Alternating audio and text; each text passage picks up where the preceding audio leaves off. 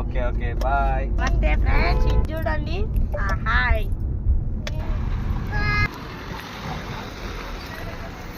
Hi friends, నేను ఎక్కడికి వెళ్తున్నాను మీరు చూస్తున్నారు కదా.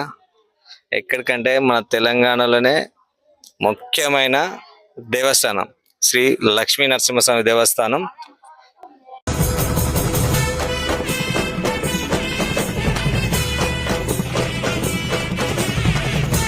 ఇంచుమించు నేను 35 years ఉన్నా, ఇప్పుడు కూడా అదే ఫీలింగ్. ఇక్కడ రావాలంటే ఏదో వెరైటీ ఎగ్జైట్మెంట్ ఉంటుంది.